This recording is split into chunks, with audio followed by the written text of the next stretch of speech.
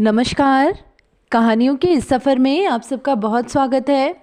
आज हम सुनेंगे भीष्म शाहनी जी की कहानी माता विमाता।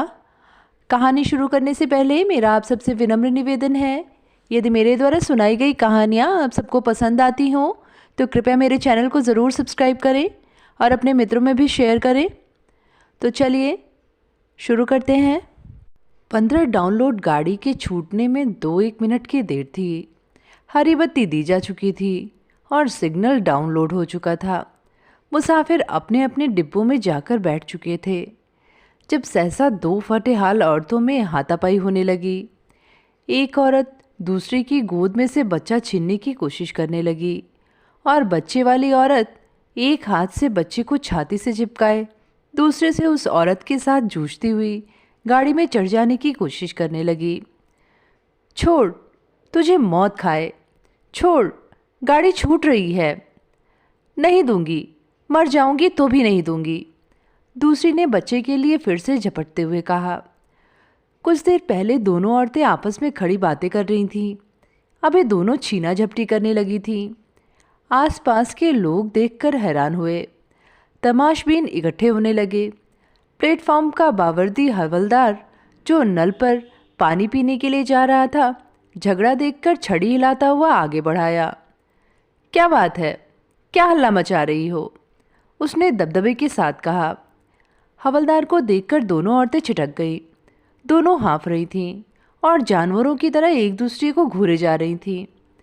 2-1 मुसाफिरों को गाड़ी पर चढ़ते देखकर बच्चे वाली औरत फिर गाड़ी की ओर लपकी, लेकिन दूसरे ने झपट कर उसे पकड़ लिया और उसे खींचते हुए प्लेटफॉर्म के बीचों बीच ले आई। लटकते से अंगों वाला काला दुबला सा बच्चा औरत के कंधे से लगकर सो रहा था। औरतों की हाथापाई में उसकी पतली लंबूतरी सी गर्दन कभी झटका खाकर एक ओर लुढ़क जाती और कभी दूसरी ओर को, लेकिन फिर भी उसकी नींद नहीं टूट रही थी। मत हल्ला करो, क्या बात है, हवलदार ने छड़ी हिलाते हुए चिल्लाकर कहा और अपनी पतली बेत की छड़ी दोनों औरतों के बीच खोसकर उन्हें छुड़ाने की कोशिश करने लगा। जो औरत बच्चा छीनने की कोशिश कर रही थी, उसने अपनी बड़ी बड़ी कातर आंखों से हवलदार की ओर देखा और तड़प कर बोली, मेरा बच्चा लिए जा रही है, नहीं दूंगी मैं बच्चा। और फिर एक बार वह बच्चा छीनने के लिए लपकी। गाड़ी छूट रही है नासपिट्टी, छोड़ मुझे, बच्चे वाली औरत ने चिल्लाकर कहा और फिर गाड़ी के डिब्बे की ओर जाने लगी। हवलदार ने आगे बढ़कर उसका रास्ता रोक लिया। इसका बच्चा क्यों लिए जा रही है, हवलदार ने कड़क कर कहा। इसका कहाँ है, बच्चा मेरा है। वह कहती है मेरा है, बोलो किसका बच्चा है। मेरा है, दूसरी छोटी उम्र की औरत बोली और कहते ही रो पड़ी।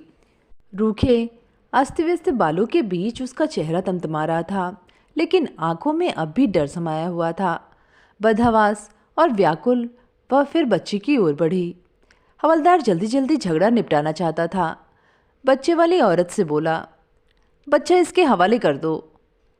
क्यों दे दूं, बच्चा मेरा है, तेरे पेट से पैदा हुआ था। बच्चे वाली औरत चुप हो गई और घूर घूर कर दूसरी औरत को देखने लगी। बोल, तेरे पेट से पैदा हुआ था, हवलदार ने फिर गुस्से से पूछा। पेट से पैदा नहीं हुआ तो क्या, दूध तो मैंने पिलाया है, पिछले 7 महीने से पिला रही हूँ। दूध पिलाया है तो इससे बच्चा तेरा हो गया, बच्चे को ज़बरदस्ती ले जा रही है। ज़बरदस्ती क्यों ले जाऊंगी, मेरे अपने बच्चे सलामत रहें, इसी से पूछ लो, डायन सामने खड़ी है। फिर दूसरी औरत को मुखातिब करके बोली, कल मुई बोलती क्यों नहीं, मैं तेरे से छीन के ले जा रही हूँ। हवलदार जी, इसने खुद बच्चे को मेरी गोद में डाला था, या तो इसे जनकर घूरे पर फेंकने जा रही थी। मैंने कहा कि ला मुझे दे दे, मैं इसे पाल लूँगी। तब से मैं इसे पाल रही हूँ, यह मुझे यहाँ छोड़ने आई थी, यहाँ आकर मुकर गई। हवलदार दूसरी औरत की ओर मुड़ा। तूने इसे खुद दिया था बच्चा। युवा औरत की बड़ी बड़ी उद्भ्रांत आंखें कुछ देर तक दूसरी औरत की ओर देखती रहीं, फिर झुक गईं। दिया था, पर बच्चा मेरा है, मैं क्यों दूं, मैं नहीं दूंगी। और निसहाय से फिर दूसरी औरत की ओर देखने लगी। पहले जो आंसू आंखों में फूट रहे थे, घबराहट के कारण फौरन ही सूख गए। तूने दिया था तो अब क्यों वापस लेना चाहती है?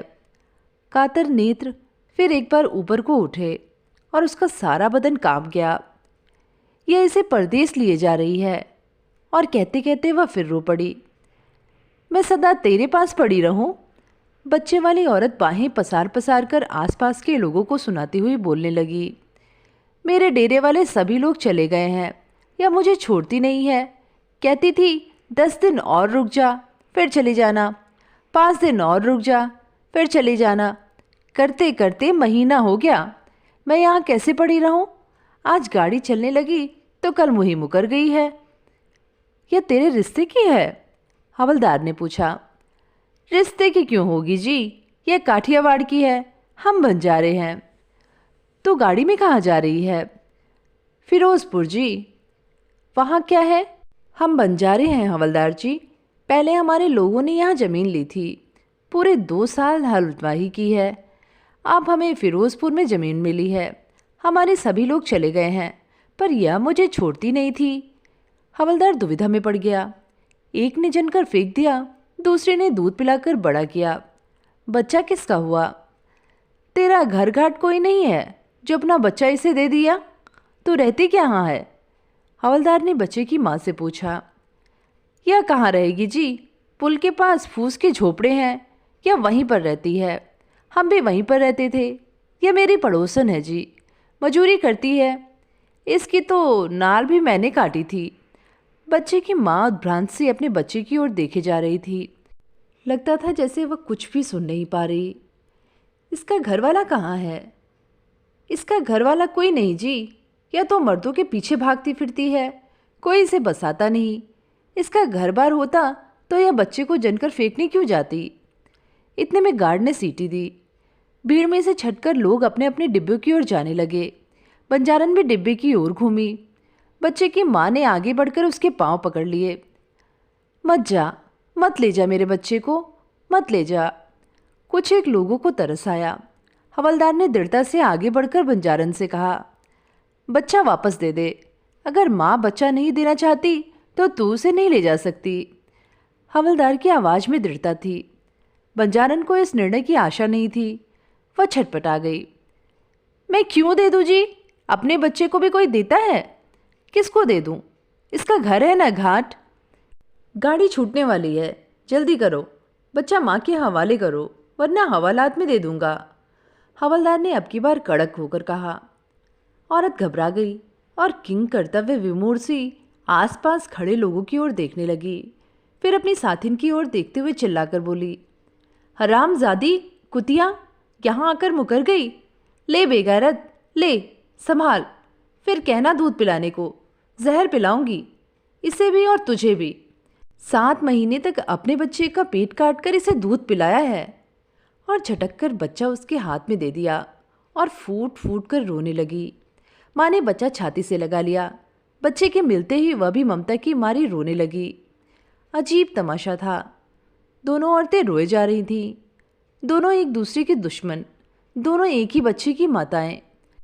बेघर लोगों को न हंसने की तमीज़ होती है न रोने की। और कलह का कारण दुबला पतला पित्त का मारा बच्चा अब भी मुठियां भींचे सो रहा था।